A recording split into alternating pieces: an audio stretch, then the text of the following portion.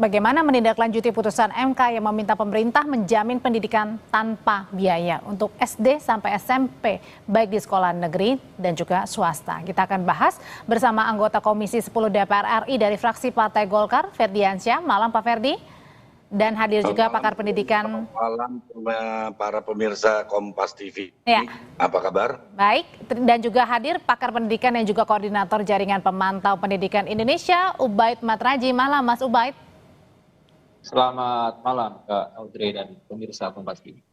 Saya mau tanya dulu ke Pak Ferdi. Pak Ferdi, saya yakin pasti DPR sudah baca ya atau sudah tahu ya putusan MK ya. Nah, sebenarnya dari putusan MK yang final dan mengikat ini kan bagus ya. Nafasnya adalah untuk pemerataan pendidikan tidak hanya di sekolah negeri tetapi juga untuk sekolah swasta ya, untuk semua lapisan artinya. Tapi bagaimana sih DPR ini akan menindaklanjuti setelahnya dari putusan MK? Ya, yang pertama supaya kita jangan salah paham, dari awal waktu kami membuat pembuatan Undang-Undang 20 tahun 2003 tentang sistem pendidikan nasional, itu memang tidak ada istilah dikotomi antara negeri dan swasta. Itu harus dipahami dulu. Nah, yang dimaksud dari perintah Undang-Undang Dasar pasal 31 dan perintah Undang-Undang nomor 20 tahun 2003 tentang kalimat yang bahasanya pemerintah dan pemerintah daerah wajib penyelenggaraan pendidikan dasar. Pendidikan dasar yang dimaksud adalah SD dan SMP. Nah, yang pengertian itu yang harusnya diterjemahkan dalam konteks pola penganggaran. Yang saya maksud di sini adalah kita jangan terjebak itu serta-merta dari seluruhnya dari APBN, yaitu anggaran penerimaan dan belanja pemerintah.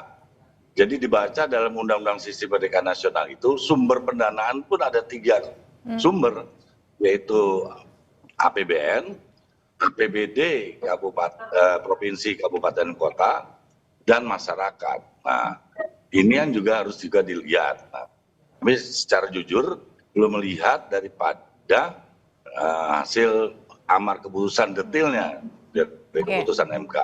Putusannya belum secara detail dilihat, tapi yang menjadi sorotan tadi adalah soal bagaimana untuk alokasi dananya ya. Ini dari mana nih?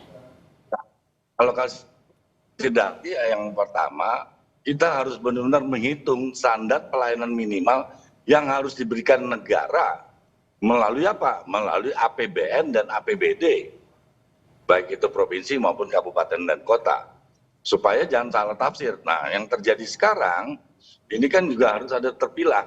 Pertanyaan saya adalah, kan kemampuan daerah juga kan berbeda-beda.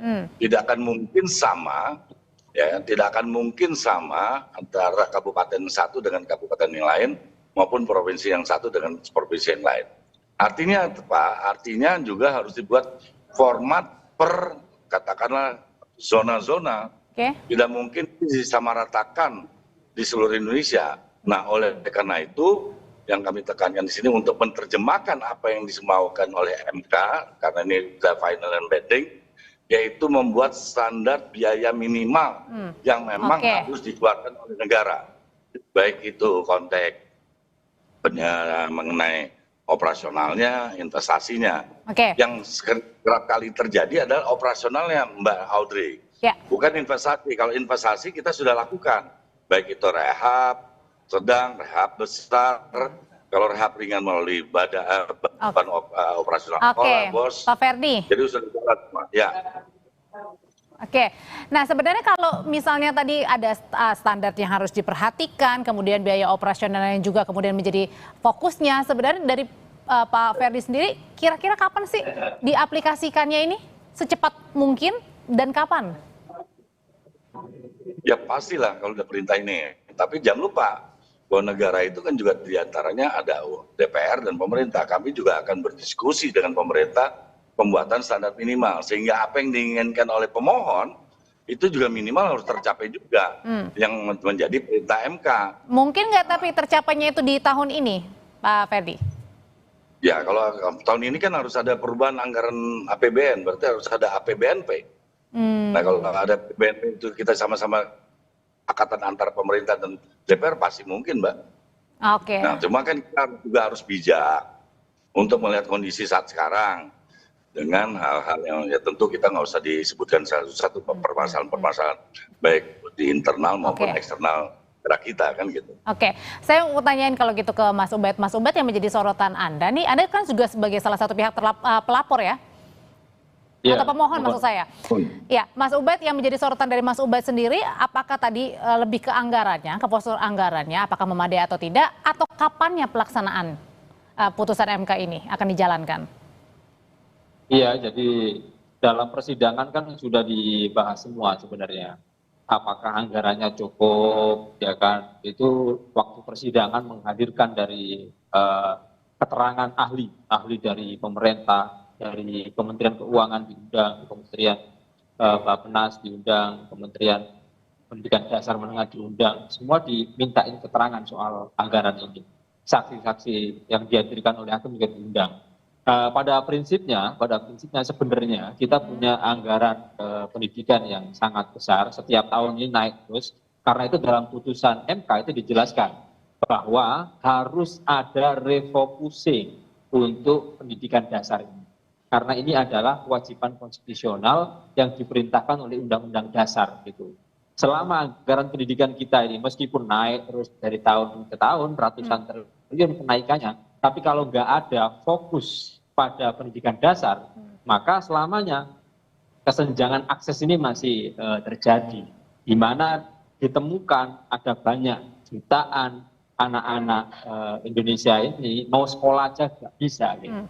Padahal kita sudah merdeka 80 tahun gitu kan, sekolah aja nggak bisa gitu ya. Karena itu keputusan MK ini menjadi fase baru bagaimana cara mengelola anggaran pendidikan itu, termasuk ya putusan MK itu bagaimana refocusing anggaran pendidikan ini jangan untuk keperluan-keperluan yang lain, sementara yang prioritas, yang utama, yang mendesak itu tidak dilakukan, yaitu pendidikan dasar. Jadi artinya dari goodwill-nya MK ini adalah ya tadi salah satunya mengimplementasikan dengan kembali fokus ya, refocusing lagi begitu. Sebenarnya apa sih yang menjadi utama dalam hal pendidikan adalah kembali lagi tadi memberikan pendidikan gratis, pendidikan yang baik bagi semua lapisan ya?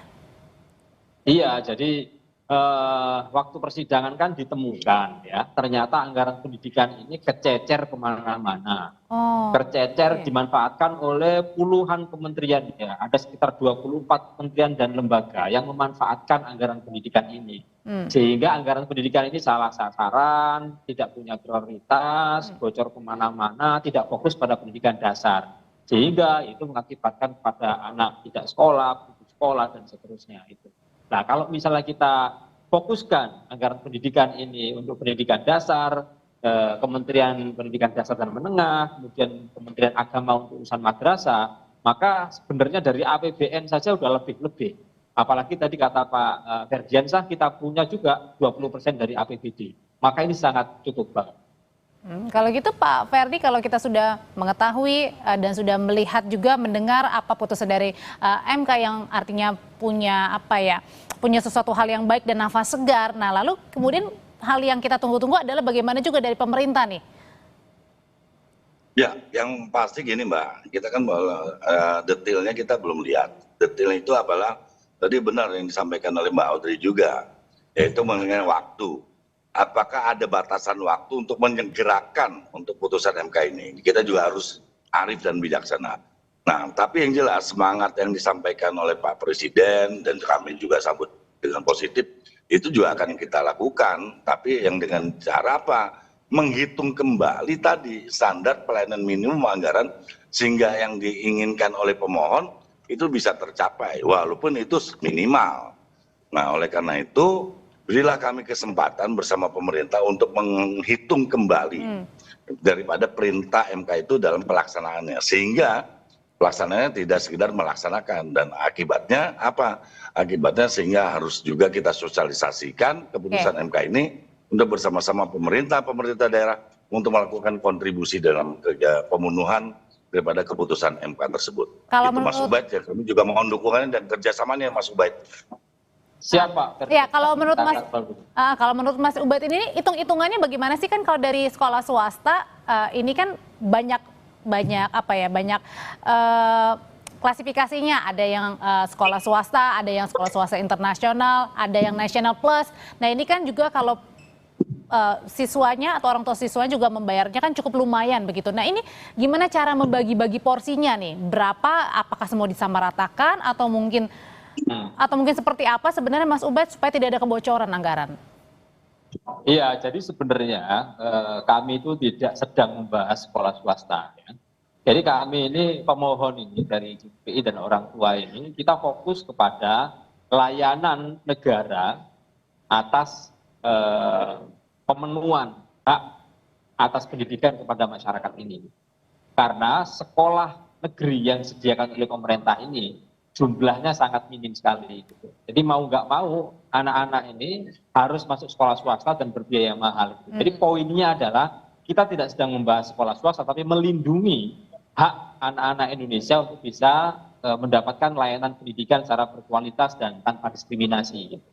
Nah, bahwa ternyata misalnya di daerah situ misalnya yang mau masuk sekolah itu 1.000, sementara negara melalui sekolah negeri itu hanya mampu menampung 500, berarti kan ada 500 ini kira-kira yang ditampung harus ditampung di sekolah swasta kan 500. Nah kalau misalnya di daerah situ daya tampung sekolah swasta itu 500 misalnya, ya sudah maka harus dilibatkan semua sekolah swasta yang di situ. Kalau ada sekolah swasta yang nggak mau terlibat, ya bisa diberikan sanksi gitu kan, karena ini menyangkut pelayanan hak atas pendidikan gitu. Nah soal standar pembiayaannya bagaimana, caranya bagaimana, itu tugas pemerintah lah, ngaturnya. Ya, soal standar tadi pembiayaannya Pak Ferdi, ini gimana ngitungnya nih Pak Ferdi, apakah semua disamaratakan, misalnya ada 50-50 dari pemerintah, mungkin 50% lagi dari orang tua siswa, atau gimana? Karena kan tadi balik lagi ada swasta, national plus, ada internasional, ada swasta yang harganya sekian.